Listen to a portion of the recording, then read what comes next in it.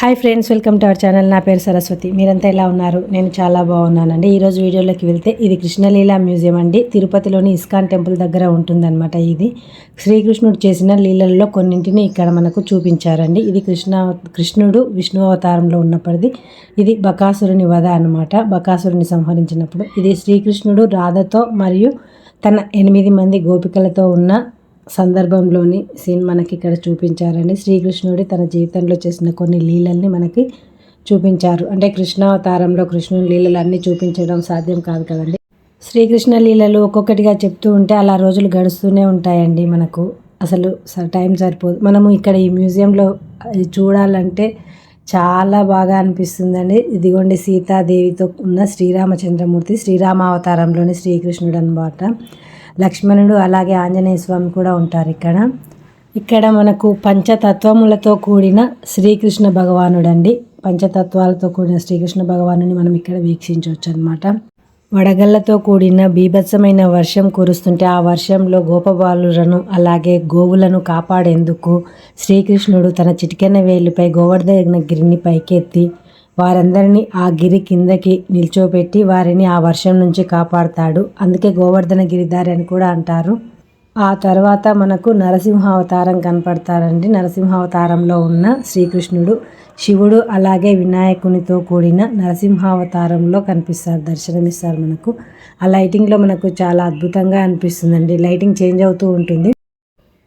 అలాగే యమదూతల బారి నుంచి అజామీలుని రక్షించిన విధానం కూడా మనకి ఇక్కడ చూపిస్తారండి.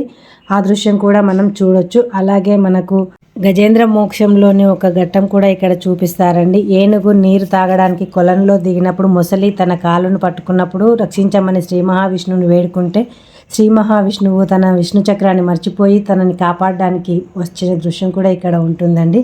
మనుషులు చేయకూడని 4 పనులు అండి. అవి చేస్తే ఇక్కడ నరకంలో ఎలాంటి శిక్షలు ఉంటాయో వాటిని కూడా చూపించారు. ఆ 4 ఏంటంటే మాంసం తినడం, మాదక ద్రవ్యం తీసుకోవడం, వ్యభిచారం, జూదం ఇవి చేయకూడదనమాట. అవి చేస్తే పడే శిక్షలు కూడా ఇక్కడ చూపించారు.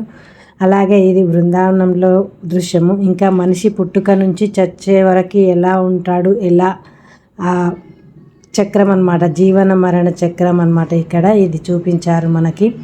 ఒక బాబు పుట్టి ఆ తర్వాత పెరిగి బాల్యము, యవ్వనము, ఆ తర్వాత వృద్ధాప్యం, ఆ తర్వాత మరణం అండి. ఇది ఇలా మనకు మరణ చక్రాన్ని జనన మరణ చక్రాన్ని చూపించారు.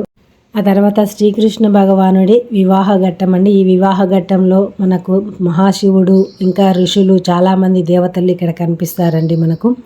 అయితే ఈ వివాహ ఘట్టంలో ఉన్న ఈ పిక్చర్ అయితే చాలా బాగా అనిపిస్తుందండి. లైటింగ్ చేంజ్ అవుతూ అలా నిల్చునే ఉండి చూడాలనిపిస్తుంటుంది.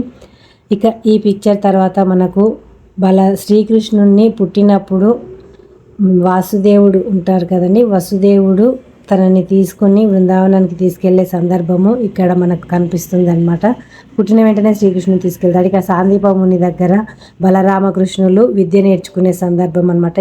అల్లరి చేస్తున్నాడని శ్రీకృష్ణుని నడుముకు రోలు కట్టగా ఆ రోలును ఈడ్చుకుంటూ వెళ్ళి 2 చెట్లను విరగొడతాడు కదా. ఆ చెట్లే నల్ల కుబేరుడు మరియు మణిగ్రీవులండి. వారికి శాప విమోచనం కలిగిస్తాడనమాట. ఆ తర్వాత మనకు ఇక్కడ ధేనుకాసుర సంహారం సిచ్యువేషన్ని మనకు చూపిస్తారండి. ధేనుకాసురుని సంహరించిన విధానం అన్నమాట. ఆ తర్వాత మనకు కురుక్షేత్రంలో అర్జునునికి రథసారథ్యం వహించి మంచి వైపు నిలబడి మంచిని గెలిపించిన మహానుభావుడండి శ్రీకృష్ణ భగవానుడు.